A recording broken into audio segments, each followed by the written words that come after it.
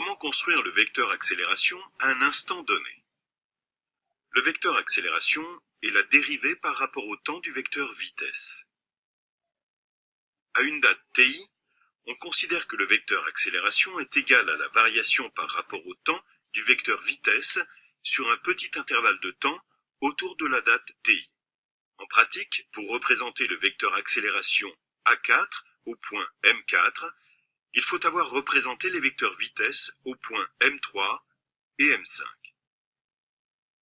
Ainsi, A4, le vecteur accélération, est égal au vecteur delta V égal à vecteur V5 moins vecteur V3 divisé par le temps nécessaire pour aller du point M3 au point M5, c'est-à-dire T5 moins T3 ou 2 taux.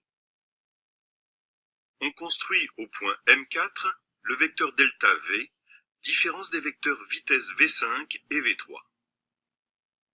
On mesure ensuite la longueur de la flèche représentant le vecteur delta V. La flèche représentant delta V mesure 2,9 cm. À l'aide de l'échelle de représentation des vitesses, on en déduit que la valeur de delta V est de 2,9 multiplié par 0,2, soit 0,58 mètres par seconde.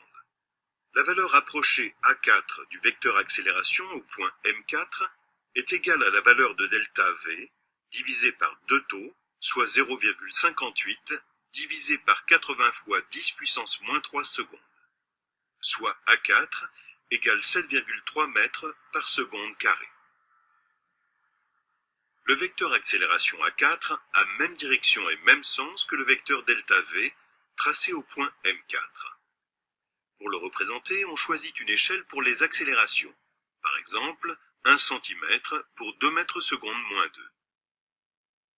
Ainsi, le vecteur accélération A4 sera représenté par une flèche de longueur 3,6 cm.